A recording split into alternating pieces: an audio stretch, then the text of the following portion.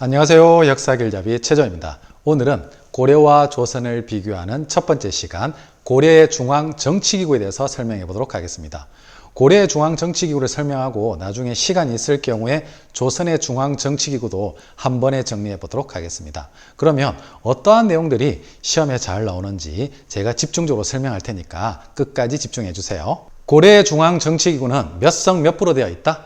당나라의 3성 6부 제도를 받아들였지만 독자적으로 뺏겨서 2성 6부 체제로 되어 있다. 바로 중서문화성과 상서성, 그리고 상서성 밑에 6개의 부서. 이 중서문화성은 중요 문제들을 결정하고 나면 상서성이 그 결정된 사항을 6개의 부서에서 나누어서 집행하는 일종의 집행부입니다. 그러면 중서문화성에서 제일 높은 관리는 누구다? 문화시중입니다. 요즘으로 치면 국무총리급에 해당되겠네요. 그리고 상서성 밑에는 6개의 부서가 있죠. 중요한 순서대로 이병호, 형예공.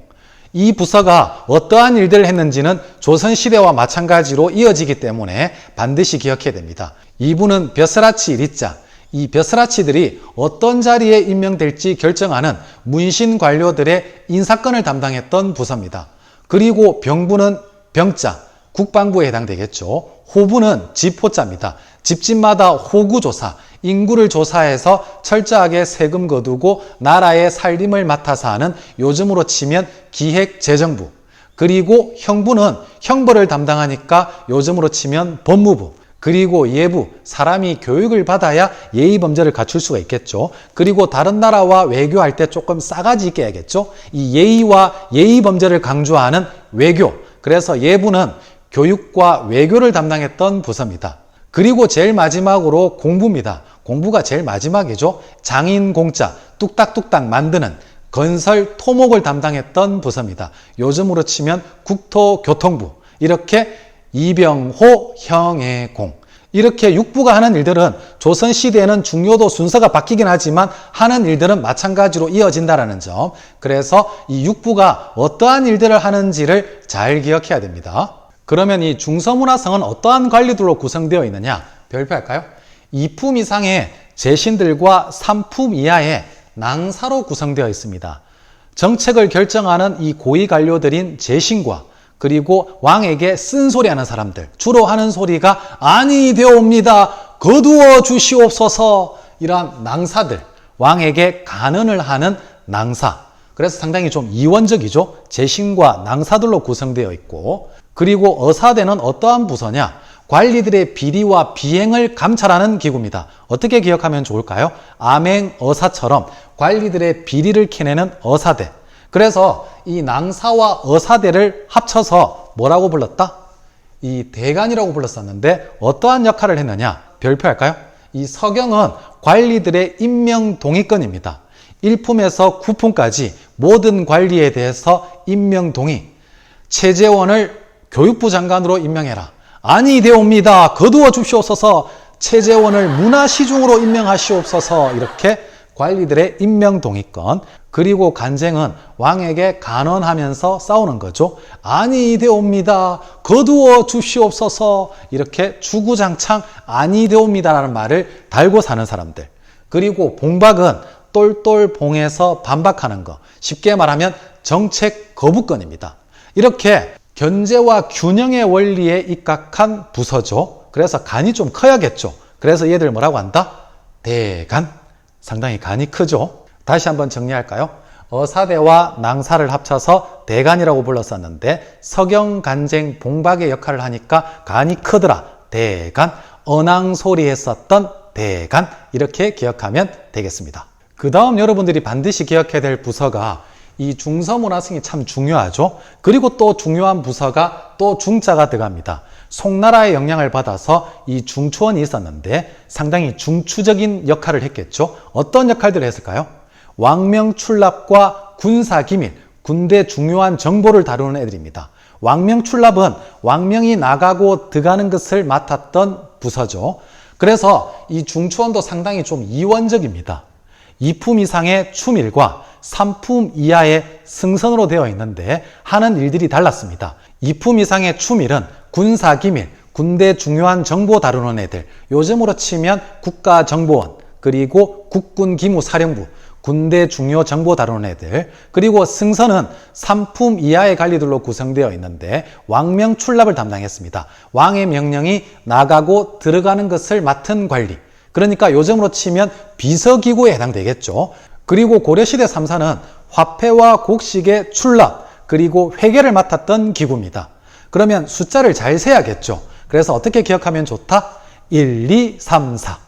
1, 2, 3, 4. 그래야 화폐와 곡식이 나가고 들어가는 것을 관리하고 잘 세겠죠. 이 고려시대 3사와 조선시대 3사가 비교해서 자주 출제되기 때문에 반드시 기억해야 됩니다. 조선시대 3사는 언론기관이었죠. 사원부, 사관원, 홍문관. 그런데 고려시대 3사는 하나의 관청이고 회계를 맡았던 기구라는 점, 1, 2, 3, 4 이렇게 기억하면 되겠습니다. 마지막으로 고려중앙정치기구에서 제일 이해 안 되는 부분이죠. 시험에 잘 나오는 부분. 이 고려 최고 귀족들의 회의를 뭐라고 불렀다? 제추회의라고 하는데 이 제추회의가 어디서 온 거냐면 중서문화성에서 2품 이상의 고위관료, 제신이라고 했었죠. 그리고 또 중요한 부서, 중자가 들어가네요. 이 중초원의 2품 이상의 군사 중요 정보 다루는 애들, 추밀입니다.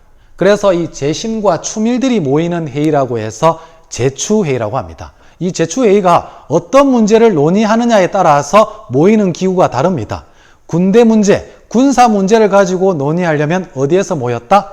도병마사에서 모이고, 각종 법제와 어떤 의식, 격식 문제를 논의하려고 하면 어디서 모였다? 식목도감에서 모입니다. 이렇게 도병마사와 식목도감은 당나라, 송나라 어디에도 없는 고려만의 독자적인 기구였다는 점 별표할까요? 그래서 도병마사는 어떤 문제? 군대 문제. 그래서 도병마사에서 어떤 글자를 기억하면 좋을까요? 이 병자입니다. 병사, 병자. 그리고 식목도감은 어떤 문제? 각종 법률, 법제, 격식. 그러다 보니까 식, 이 의식할 때 이 식목도감의 식자를 기억하면 되겠네요.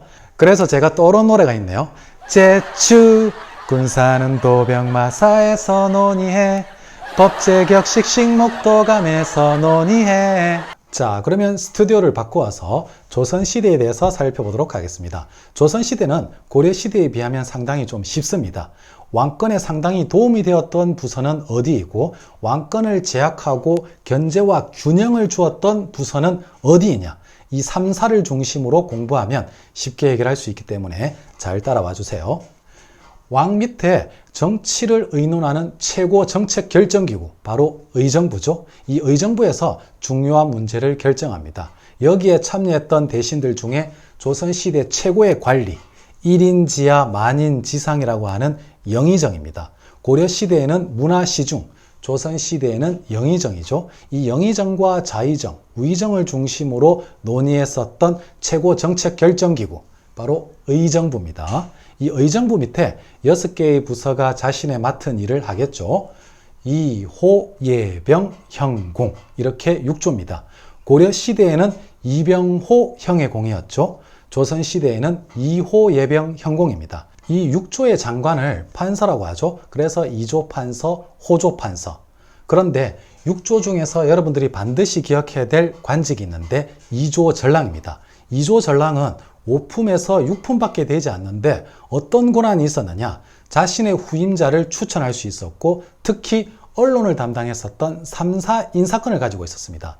그래서 2조 전랑이 되게 되면 언론을 좌우할 수 있는 막강한 힘을 가지게 되겠죠. 그래서 사림들이 2조 전랑 자리를 서로 차지하기 위해서 엄청나게 경쟁하게 됩니다. 그래서 2조 전랑 별표해 주세요. 자, 그러면 시험에 가장 많이 출제되는 3사에 대해서 살펴보도록 하겠습니다. 3사에는 사원부, 사관원, 홍문관이 있었는데, 사원부는 관리들의 비리를 캐내는 감찰 기능을 했습니다. 요즘으로 치면 검찰, 감사원이죠. 고려시대에는 암행어사처럼 돌아다녔었던 어사대가 있었죠.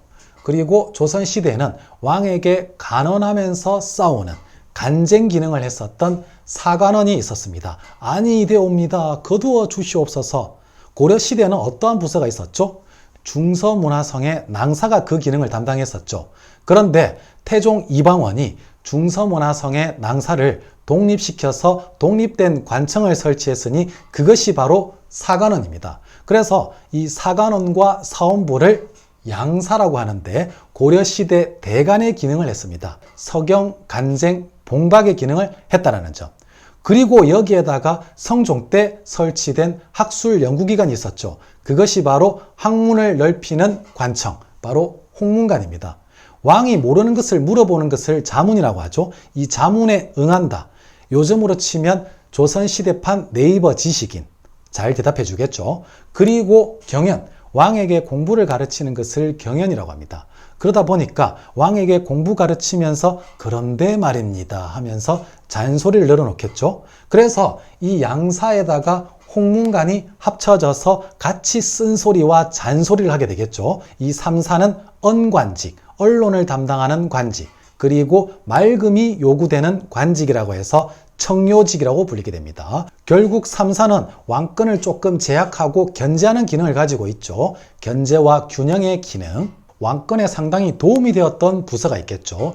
별표할까요? 승정원과 의금부입니다. 승정원은 정치를 이어주는 부서, 왕의 명령이 출, 나가고 납, 들어오는 것을 관리했던 부서, 쉽게 말하면 왕의 비서기구죠. 고려시대로 치면 중추원의 승선, 똑같이 승자가 들어가네요.